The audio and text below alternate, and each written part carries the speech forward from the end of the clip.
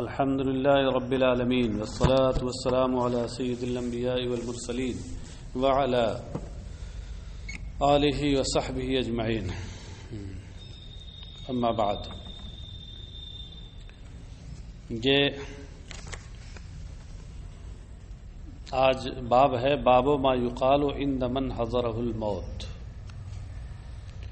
من حضرہ الموت، موت جس کے پاس حاضر ہو، یعنی جو قریب موت ہو، قریب مرگ ہو، اس کے نزدیک کیا کہا جائے. اس بات کا بیان کہ جو موت کے قریب ہو اور مرنے کے قریب ہو تو وہاں کیا کہا جائے، اس کے پاس کیا پڑھا جائے. تو اس میں روایتوں کو دیکھنے کے بعد مختلف چیزیں سامنے آتی ہیں. بعض میں یہ ہے کہ وہاں پر کلمہ طیبہ اور کلمہ شہادت پڑھنا چاہیے، اس کی تلقین کرنی چاہیے. بعض روایتوں میں آیا کہ انا للہ و انا الیہ راجعون، یا اس کے ہم معنی کوئی آیت پڑھنی چاہیے جس سے اس بندے کو اللہ کی یاد آئے آخری وقت میں، اعتبار خاتمے کا ہوتا ہے. بعض میں یہ ہے کہ سورہ یاسین پڑھنی چاہیے وغیرہ وغیرہ. تو الگ الگ حدیثوں میں الگ الگ چیزیں ہیں. مجموعی اعتبار سے یہ ہے کہ ان میں سے جو آپ چاہیں پڑھیں.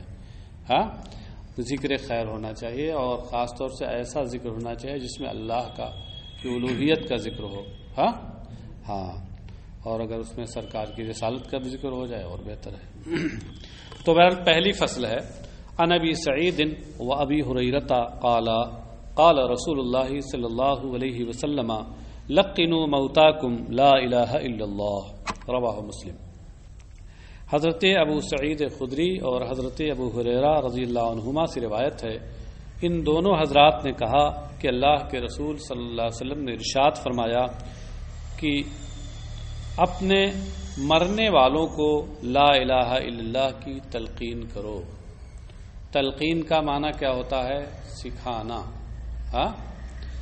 اور تلقین کی صورت یہ بتائی ہے علماء اور فقہا نے کہ مناسب آواز میں ان کے پاس لا الہ الا اللہ پڑھا جائے. مناسب آواز کا مطلب یہ نہیں کہ اتنا آہستہ بھی نہ پڑھا جائے کہ وہ سنیں نہ، کہ تلقین کا مقصد ہی فوت ہو جائے، اور اتنی تیز بھی نہ پڑھا جائے کہ انہیں اس نزا کی حالت میں سخت ناگواری ہو.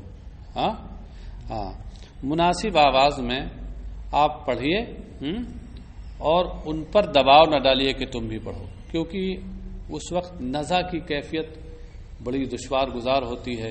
کہیں ایسا نہ ہو کہ اس دشواری اور پریشانی کی وجہ سے ان کی زبان سے کوئی کلمہ انجانے میں اور بے قصد کے نکل جائے. اس لیے ان پر دباؤ نہیں ڈالنا چاہیے، خود پڑھیے. اللہ انہیں توفیق دے گا، پڑھیں گے نہ کم سے کم سنیں گے. موتا یہ میت کی جمع ہے، اور میت کا حقیقی معنی تو ہے وہ شخص جو مر چکا ہو. مگر جو ابھی مستقبل قریب میں مرنا چاہتا ہے اس کو بھی بطور مجاز مرسل میت کہتے ہیں. جیسے یہاں دیکھ لیجیے کہ ابھی وہ مرا نہیں ہے، مستقبل قریب میں مرے گا، اس کو میت کہا گیا. یہ بطور مجاز مرسل ہے. اور یہاں مجاز مرسل کا علاقہ کیا پایا جاتا ہے؟ اعتبار ما یعول، سبب نہیں، اعتبار ما یعول، یعنی حالت مستقبلیہ کا اعتبار. مستقبل میں جس وصف کے ساتھ وہ متصف ہونے والا ہے، آپ حال ہی میں اس وصف کے ساتھ متصف کرتے ہیں. یہ اس کی مثالیں اور ہیں، جیسے آپ لوگوں کو بہت سے لوگ مولانا صاحب کہتے ہیں، عالم صاحب کہتے ہیں، فاضل صاحب کہتے ہیں. اور زیادہ واضح مثال، ایک لڑکے نے قاری عبدالقیوم صاحب کے ہاں داخلہ لیا حفظ میں، ابھی قدم ہی رکھا تھا، حافظ جی کہنا لوگوں نے شروع کر دیا. کیا حافظ ہو گیا وہ؟ حافظ کا حقیقی معنی ہے جسے پورا قرآن کریم یاد ہو. یہی نہ ہے عرف میں، لیکن ابھی اس نے قدم رکھا ہی اس کو حافظ کہنا شروع کر دیا. تو یہ مجاز ہے، مجاز مرسل ہے. اور اس میں معنی حقیقی اور معنی مجازی کے درمیان علاقہ مایعول ہے، تعلق مایعول، یعنی حالت مستقبلیہ کا اعتبار. مگر یہ کہنے والے گویا یہ کہنا چاہ رہے ہیں کہ یہ فی الوقت تو نہیں ہے، لیکن اب اس جگہ پہنچ گیا ہے، اس راہ پہ چل پڑا ہے کہ چلتا رہے گا اور جاتا رہے گا اور محنت کرتا رہے گا، تو اس وصف کے ساتھ مستقبل میں متصف ہو جائے گا. بات سمجھ گیا؟ ہاں چلیے، سب سے بہت سی مثال ہے. وعن ام سلمۃ قالت قال رسول اللہ صلی اللہ علیہ وسلم اذا حضرتم المریض او المیت فقولوا خیرا فإن الملائکۃ یؤمنون علی ما تقولون. رواہ مسلم.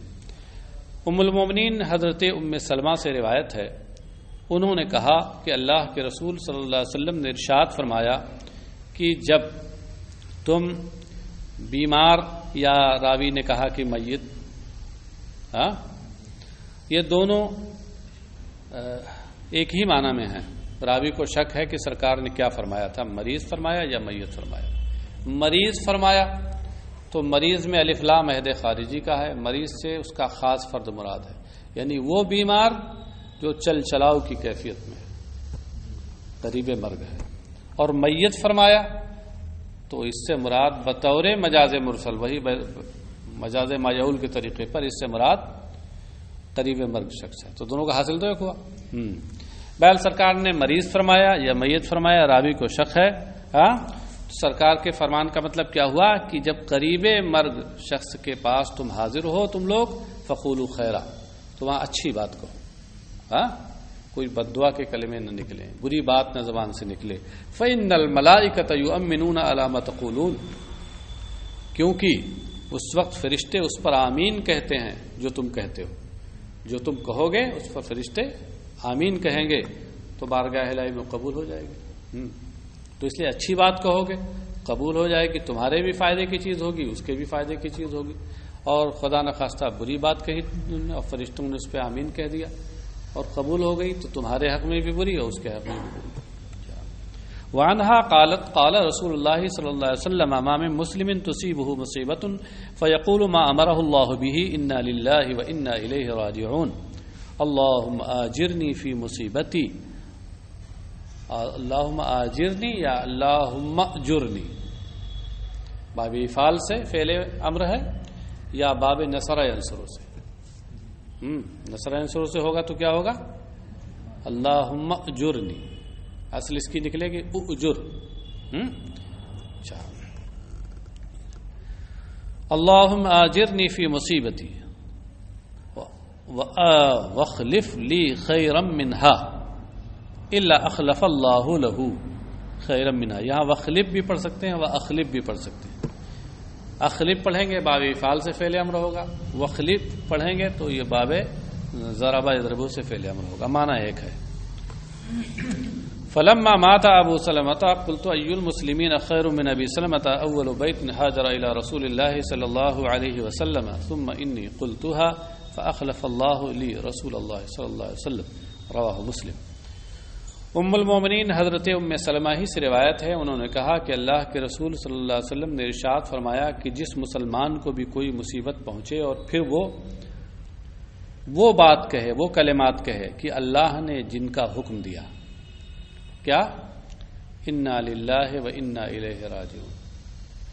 مصیبت پہنچنے کے وقت یہی کلمات پڑھنے کا کہ کا حکم ہے نا. اذا اصابہم قالوا انا للہ و انا الیہ راجعون. تو یہ نیک لوگوں کا تذکرہ کیا اللہ نے اس طریقے سے، گویا صریح تو حکم نہیں ہے مگر وہ حکم ہی کے معنی میں ہے. لہذا ما امرہ اللہ بھی سے آپ کسی اعتراض میں نہ پڑیں کہ وہاں تو صرف نیک بندوں کا تذکرہ کیا گیا اور یہاں کا ذرا حکم دیا. حکم کبھی صراحتاً ہوتا ہے اور کبھی اشارے سے ہوتا ہے. کبھی میں آپ سے کہوں کہ اساتذہ کا ادب کرنا چاہیے، اساتذہ کا ادب کرو، بڑوں کا ادب کرو، اور تو یہ تو حکم ہو گیا. کبھی کہوں بھائی ہم 7 لوگوں سے پہلے جو ہمارے پاس پڑھنے آتے تھے وہ اساتذہ کا ادب کرتے تھے، بڑوں کا احترام کرتے تھے. تو اس میں اگرچہ ہم آپ کو حکم نہیں دے رہے ہیں مگر اس کے اندر حکم چھپا ہوا ہے. تو تو حکم دو طرح کا ہوتا ہے، اس لیے دونوں میں تضاد اور تخالف نہیں کہہ دیں کہ حدیث مخالف ہوگی آیت کے۔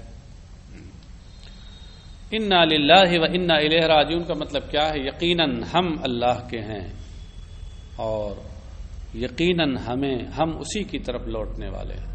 ہم میں یہاں سب کچھ آ گیا، ہمارا مال، ہماری اولاد، ہمارے تمام متعلقین سب اللہ کے ہیں، اس کی ملک ہیں۔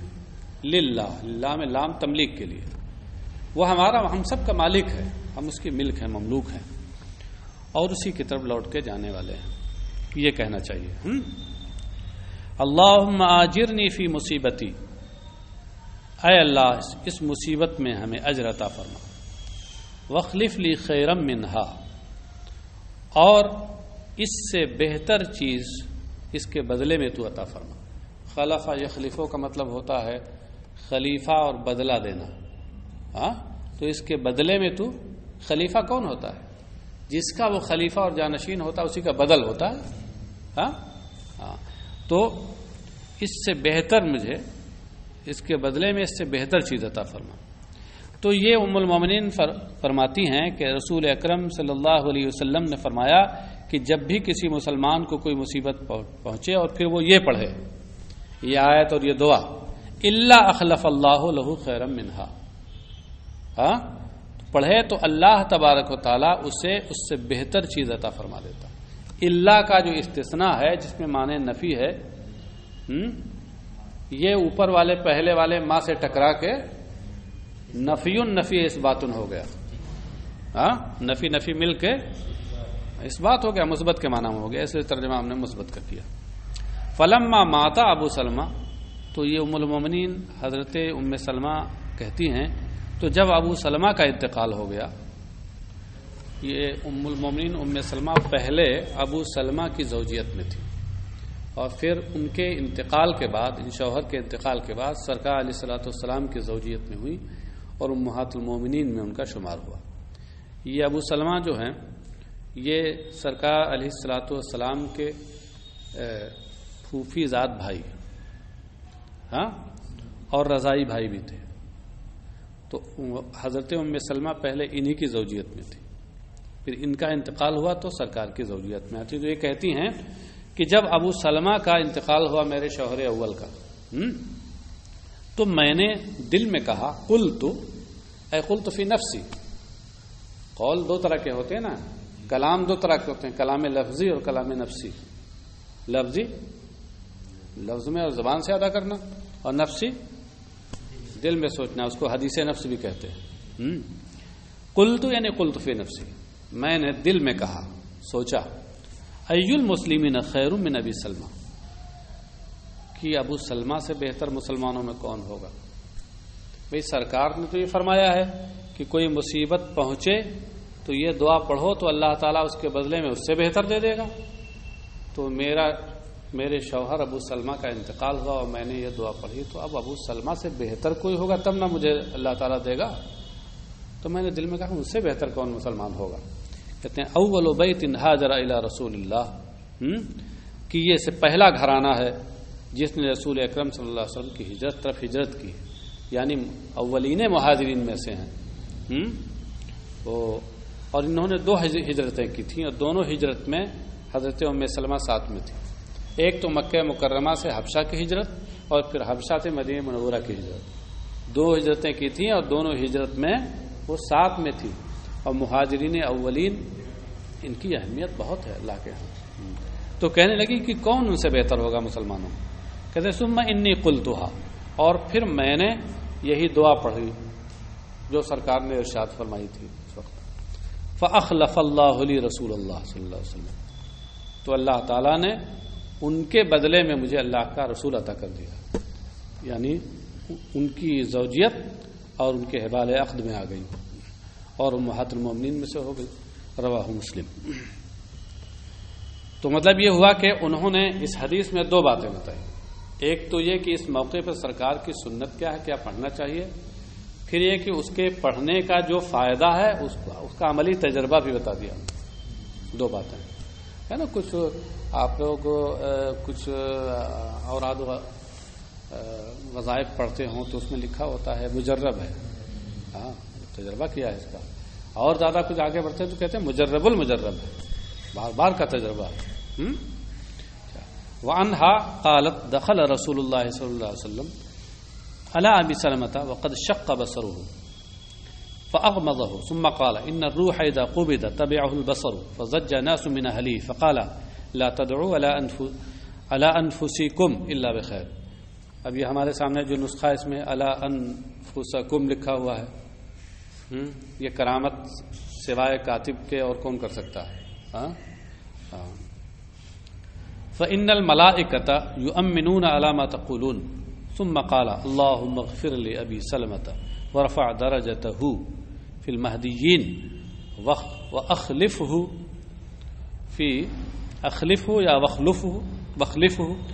في عقبه في الغابرين واغفر لنا وله يا رب العالمين وافسح له في قبره وننور له فيه.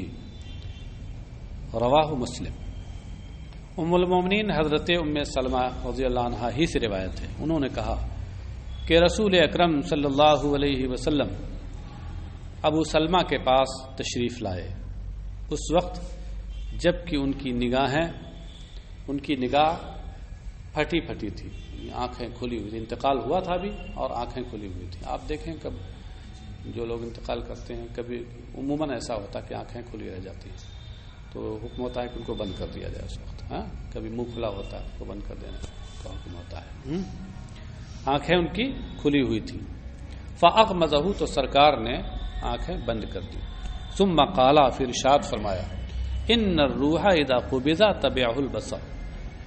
روح جب قبض کی جاتی ہے, قبض کا مطلب کیا ہے کہ بدن سے جب کھینچی جاتی ہے روح, تبعه البصر تو نگاہ اس کے پیچھے اس کا پیچھا کرتی ہے. انسان کی نگاہ اس روح کا پیچھا کرتی ہے, تو اس لیے آخری جو اس کا وقت ہوتا ہے وہ گویا کہ نگاہ آنکھیں کھلی ہوتی ہیں, اسی حالت میں روح چل نکل گئی جے تو کھلی کی کھلی رہ جاتی. یہ ہے اصل وجہ.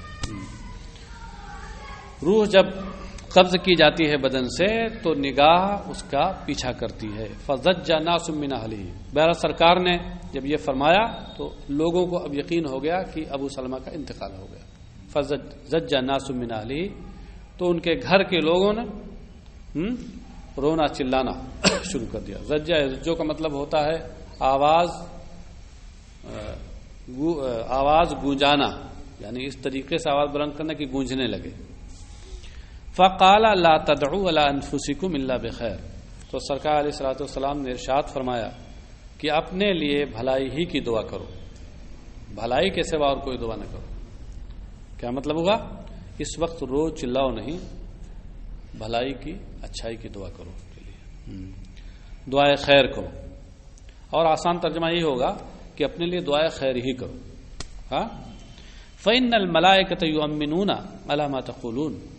کیونکہ تم جو کچھ کہتے ہو فرشتے اس پر آمین کہتے ہیں. اس سے پہلے اسی مضمون کی حدیث گزری ہے نا. ثم قال اللهم اغفر لأبي سلمہ. پھر سرکار نے یہ دعا فرمائی, اے اللہ ابو سلمہ کو بخش دے. ورفع درجتہ فی المہدیین. اور ہدایت یافتہ لوگوں میں ان کا درجہ بلند فرما.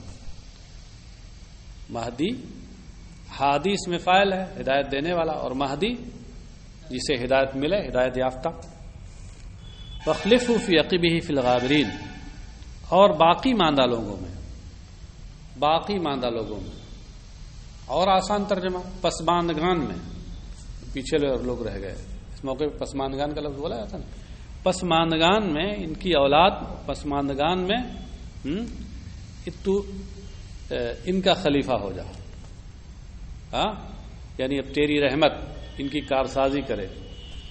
جیسے جب تک وہ زندہ تھے وہ ان کی دیکھ ریکھ کرتے تھے, ہاں, اور ان کی سرپرستی میں تھے. اب تیری رحمت ان کی کارسازی کرے. وَاغْفِرْ لَنَا وَلَهُ يَا رَبَّ الْعَالَمِينَ. اور اے پروردگار عالم, ان ہماری اور ان کی مغفرت فرما. سرکار نے فرمایا وَاغْفِرْ لَنَا وَلَهُ. یہ تعلیم امت کے لیے ہے. ورنہ ظاہری معنی کے لحاظ سے وہ تو معصوم ہیں اور انہیں مغفرت کی کیا حاجت ہے، تو پہلے ہی سے مغفرت شدہ ہے۔ تعلیم امت کے لیے فرمایا، سمجھے؟ ہاں، ویسے اس موقع پہ بڑے مسائل آتے ہیں، انبیاء کی طرف مغفرت کی نسبت ہو سکتی ہے کہ نہیں ہو سکتی، اور بہت سی کتابیں اس پہ لکھی گئی ہیں۔ پاکستان میں ایک مسئلہ بھی اٹھا تھا اس پر، مغفرت ذنب پر۔ مفتی صاحب کی ایک کتاب ہے عصمت انبیاء کے نام سے رسالہ ہے، اس کو پڑھیے آپ لوگ، اس پر بڑی سیر حال سے گفتگو کی انہوں نے ایک سوال کے جواب میں۔ بہت اچھی کتاب، اس کو پڑھنا چاہیے، مغفرت کے کیا کیا معنی ہوتے ہیں۔ وافسح لہ فی قبرہ ونور لہ فیہ، اور ان کے لیے ان کی قبر میں کشادگی عطا فرما دے اور ان کی قبر ان کے لیے روشن کر دے۔ ہاں، اس سے سب اشارے یہی ہیں کہ اس موقع پر ایک بندے مومن کے لیے یہی سب دعا کرنی چاہیے، مغفرت کی دعا، قبر کی کشادگی کی دعا، قبر کے روشن ہونے کی دعا، یہ سب دعائیں کرنی چاہیے۔ رواہ مسلم۔ عن عائشہ قالت ان رسول اللہ صلی اللہ علیہ وسلم حين توفی سجی ببرد حبرہ یا حبرہ، متفق علیہ۔ ام المومنین حضرت عائشہ صدیقہ رضی اللہ عنہا سے روایت ہے، انہوں نے کہا کہ رسول اکرم صلی اللہ علیہ وسلم کا جس وقت وصال ہوا تو سرکار کو ایک دھاری دار چادر میں ڈھانپا گیا، یعنی کفن دی گئی۔ متفق علیہ، یہ حدیث متفق علیہ ہے، دہرائیے جلدی سے، متفق علیہ کسے کہتے ہیں تاکہ بھولیے نہیں۔ ہاں، ایک ہی صحابی سے روایت کیا، وہ صحابیہ کون ہے؟ حضرت عائشہ۔ ہاں ٹھیک۔ الفصل الثانی، دوسری فصل۔ عن معاذ بن جبل قال قال رسول اللہ صلی اللہ علیہ وسلم من كان آخر کلامہ لا الہ الا اللہ دخل الجنہ، رواہ ابو داؤد۔ حضرت معاذ بن جبل رضی اللہ عنہ سے روایت ہے، انہوں نے کہا کہ اللہ کے رسول صلی اللہ علیہ وسلم نے ارشاد فرمایا، جس کا آخری کلام، جس کی آخری بات، زندگی کی آخری بات لا الہ الا اللہ ہو، وہ جنت میں جائے گا۔ لا الہ الا اللہ سے مراد صرف لا الہ الا اللہ ہی نہیں ہے، پورا کلمہ طیبہ۔ ہاں، کبھی کبھی جز بول کے کل مراد ہوتا ہے۔ ارے آپ لوگ کہتے ہیں کہ بھائی ارے چاروں قل پڑھو، کیا مطلب ہے؟ قل قل قل قل، یہ پڑھنے کا آپ دیکھ کہہ رہے ہیں؟ یا آپ کہتے ہیں کہ وہ قل هو اللہ پڑھو، تو کیا مطلب ہوتا ہے؟ قل هو اللہ قل هو اللہ قل هو اللہ، یہی پڑھتے رہیں؟ نہیں، یہاں جز بول کے کل مراد ہے بطور مجاز مرسل۔ ہاں، تو یہ لا الہ الا اللہ یہ گویا کلمہ طیبہ کا جز ہے اور اس کے علم کی حیثیت رکھتا ہے۔ ہاں، تو جس کا کلمہ طیبہ، جس کی زندگی میں سب سے آخری کلام ہو، وہ جنتی ہے۔ رواہ ابو داؤد۔ وعن معقل ابن یسار قال قال رسول اللہ صلی اللہ علیہ وسلم اقرؤوا سورۃ یاسین علی موتاکم، رواہ احمد و ابو داؤد و ابن ماجہ۔ حضرت معقل ابن یسار سے روایت ہے، انہوں نے کہا کہ اللہ کے رسول صلی اللہ علیہ وسلم نے ارشاد فرمایا کہ اپنے مردوں پر، اور اچھا ترجمہ اپنے مرنے والوں پر، جو مرنے کے قریب ہیں، یہاں وہی مجاز مرسل کے طور پر میت سے مراد قریب مرگ ہے۔ ہاں ہاں، علاقہ اعتبار ما یعول۔ ارے آپ لوگوں نے پڑھا ہوگا نا بلاغت، البلاغت الواضحہ، اچھا ادھر پڑھ رہے ہوں گے۔ ہاں، تو یہ ایسا مجاز مرسل کی بحث دیکھ لیجیے، بہت مشکل نہیں ہے، کوئی بہت آسان ہے۔ اس کے مختلف علاقے ہوتے ہیں، معنی حقیقی و معنی مجازی کے درمیان تعلقات کی بہت سی قسمیں ہوتی ہیں، ان میں سے ایک قسم یہی اعتبار ما یعول۔ آپ کی کتاب میں اعتبار ما یکون کہا ہے، ما یعول کے بجائے اعتبار ما یکون، یعنی اس حالت کا اعتبار جو ہوگی۔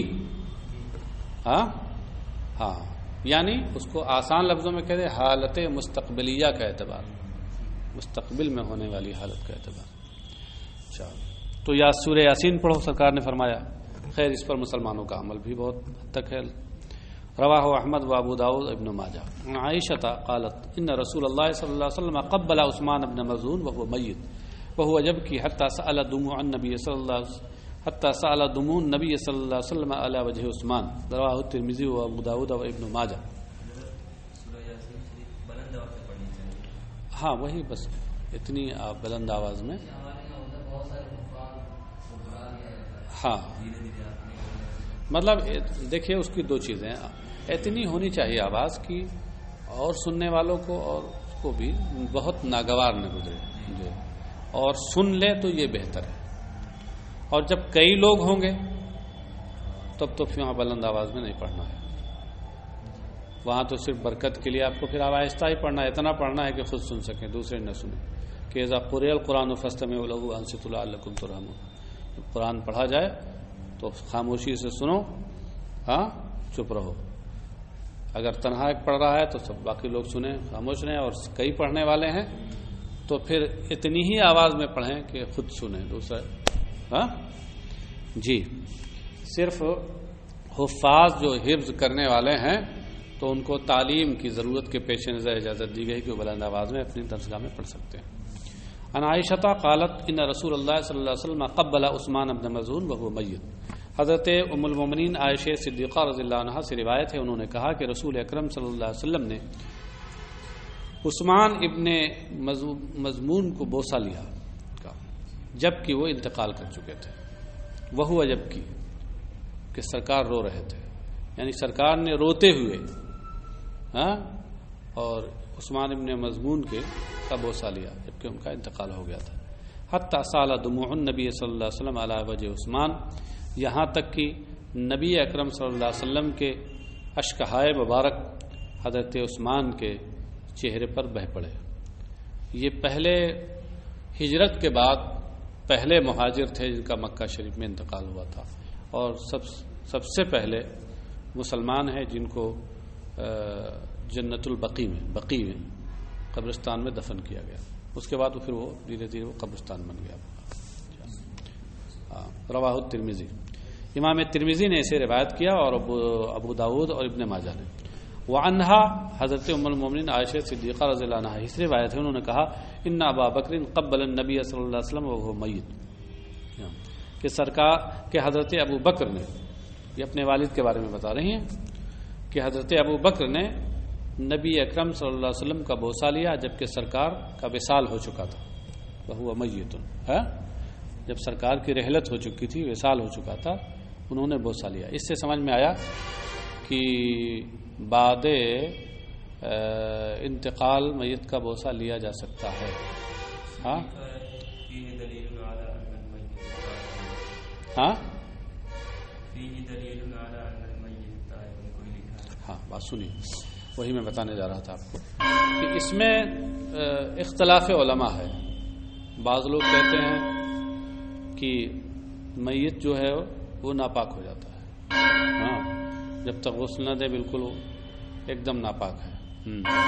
اور کچھ لوگ کہتے ہیں کہ ان کی ناپاکی حکمی ہے, اور ایسے بظاہر ہاں وہ پاک ہیں کہ اگر کسی کا بدن ہاتھ یا کچھ لگے گا جسم تو وہ ناپاک نہیں ہوگا. اس میں دلیل انہی لوگوں کے لیے ہاں جو لوگ طہارت کے قائل ہیں, سمجھ رہے ہیں, ہاں یعنی یہ کہتے ہیں کہ حکمی نجاست ہے. اور جو لوگ بالکل یہ کہتے ہیں کہ ایک دم وہ نجس حقیقی ہے جب تک نہلائے نہ, تو وہ کہتے ہیں کہ یہ سرکار علیہ الصلوۃ والسلام کی خصوصیت ہے, سرکار کی خصوصیت ہے, ان کے لیے خاص حکم ہے, وہ اپنا امت کے لیے نہیں. لیکن صحیح ہم لوگوں نے نظر یہی ہے کہ وہ سا لے سکتے ہیں اگر کوئی اور رکاوٹ شرعی نہ ہو. رواہ الترمذی و ابن ماجہ وعن حسین ابن وحوہ ان طلحة بن البراء مريض فأتاه النبي صلى الله عليه وسلم يعوده فقال إني لا أرى طلحة إلا قد حدث به الموت فآذنوني به وعجلوا فإنه لا ينبغي لجيفة مسلم أن تحبس بين زهران أهله. رواه ابو داود. حضرت حسین ابن وحوہ سے روایت ہے, وحوہ کہ طلحہ ابن برا بیمار ہوئے تو نبی اکرم صلی اللہ علیہ وسلم ان کی عیادت کو تشریف لائے. ارشاد فرمایا انی لا ارا الا, لا الا ہاں مثبت ہو جائے گا. سرکار نے فرمایا انی لا اورا, یہ اورا جو بصیغہ مجہول استعمال ہوتا ہے تو یہ ظن کے معنی میں ہوتا ہے. رویت کبھی یقین کے معنی میں ہوتا ہے افعال قلوب میں, اور کبھی زن کے معنی میں ہوتا ہے. جب مجہول استعمال ہو تو یہ زن کے معنی میں ہے. یعنی انی لا اظن طلحۃ الا قد حدث به الموت، یہ معنی ہے. اور نبی کا زن بھی دوسروں کے یقین سے بہت بلند ہوتا ہے. نبی کا زن اوروں کا یقین کبھی نبی کے زن کو نہیں پہنچ سکتا.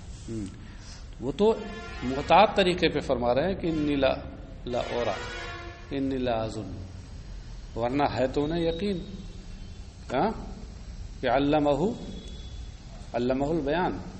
ہاں اور سرکار علیہ الصلوۃ والسلام کو اللہ تعالیٰ نے علم غیب عطا فرما دیا. چلیے صاحب، تو فرمایا سرکار نے کہ میرا گمان یہ ہے کہ طلحہ کو موت آئے گی. یہ قد حدثا ماضی کا صیغہ ہے، مگر ماضی کبھی کبھی جو ہوتا ہے وہ مستقبل قریب کے لیے بھی بولا جاتا ہے. ہاں، فآذنونی بی وعجلوا، تو مجھے اطلاع کرنا اور اس میں جلدی کرنا. کس میں؟ یعنی ان کے تکفین و کفن دفن میں جلدی کرنا. یہ آذنونی بھی کا لفظ بتا رہا ہے کہ یہاں قد حدث بہ الموت میں یہ ماضی حقیقی معنی میں نہیں ہے. ہاں فإنہ لا ينبغی، کیونکہ اگر یہ مراد ہے سرکار کی کہ موت ان کو آ چکی ہے تو پھر آذنونی بھی کا کیا مطلب ہے کہ مجھے اطلاع کرنا؟ مطلب یہ ہے کہ بالکل آثار ظاہر ہیں، یا مجھے اللہ کی جانب سے معلوم ہو چکا ہے کہ ان کا انتقال بس ابھی ہوگا. جب ہو جائے تو مجھے بتانا اور کفن دفن میں جلدی کرنا. فإنہ لا ينبغی لجیفۃ مسلم، اس لیے کہ کسی مسلمان کی لاش کے لیے یہ مناسب نہیں کہ ان تحبس بین ظہرانی اہلہ، ان کے گھر والوں کے درمیان اسے روکے رکھا جائے. ظہرانی اور اظہر کا یہ جو لفظ ہے یہ بینا کے ساتھ زائد استعمال ہوتا ہے تحسین کلام کے لیے. بینا ظہرانی ہی بینا اظہری ہی یہ لفظ استعمال ہوتا ہے. اور بینا کا معنی بینا اہلی ہی وہ بول رہے ہیں تبھی وہی مطلب ہے، لیکن بینا ظہرانی ہی اور بینا اظہری ہی بولتے ہیں تو اس سے اور حسن بڑھ جاتا ہے. سمجھتا ہوں ہم عجمی لوگ اس کو نہیں سمجھ سکتے کہ اس کا حسن کیسے بڑھتا ہے. یہ جو اہل زبان ہوتے ہیں وہی اس کو محسوس کر سکتے ہیں. ہاں، ہم لوگ بھگ بھگ اڈا والی زبان رکھنے والے کیا اس کو محسوس کر سکتے ہیں؟ بتائیے. جیسے اب عربی کی فصاحت وغیرہ ہم لوگ پڑھتے ہیں تو بہت سی ایسی چیزیں ہیں جس کو ہم کیا محسوس کریں. جیسے تنافر ہے، ہم کیا محسوس کر سکتے ہیں عربی زبان کا تنافر؟ عربی تو بہت لطیف ذوق رکھتے ہیں اس مسئلے میں، بہت لطافت طبع ہے ان کے اندر. ذرا سا بھی دیکھا کہ کچھ گرانی ہے ادائیگی میں تو فوراً اس کو ختم کرتے ہیں، ورنہ کہہ دیتے ہیں کہ یہ غیر فصیح ہے. اور یہاں تو حال یہ ہے کہ ہماری زبان ماشاءاللہ کیا کہنا، بہت اعلیٰ درجے کا ذوق والی زبان ہے. ہم لوگ تو نل جو ہوتا ہے ہینڈ پیر، اس کو ہندی میں جل متنی کہتے ہیں. جل متنی یعنی پانی موتنے والا، کیا ذوق ہے. اور ریلوے اسٹیشن کو بھک بھک اڈا، بھک بھک اڈا. اور جانتے ہیں صاحب وہ ٹرین کو لہو پتی گامینی، لوہے کی پٹریوں پر چلنے والی. اور صاحب یہ آپ کا مچھردانی، چھن چھن چڑیا مار لتا جال، چھوٹی چھوٹی چڑیوں کو مارنے والا کپڑے کا جال. اب آپ اگر کہیں کہ بھائی چھن چھن چڑیا مار لتا جال لاؤ تو کوئی باذوق آدمی تو یہ سمجھے گا کہ کوئی منتر پڑھ رہے ہیں، کچھ مانگ نہیں رہے، منتر پڑھ رہے ہیں. تو اتنا بلند ذوق ہم لوگوں کا، لسانی ذوق اتنا بلند ہے، تو ہم عربوں کی لطافت کو اور کس چیز سے اس میں زینت پیدا ہوتی ہے ہم کیا سمجھ سکتے ہیں. خیر، تو یہ سرکار نے فرمایا. رواہ ابو داؤد، امام ابو داؤد نے اس کو روایت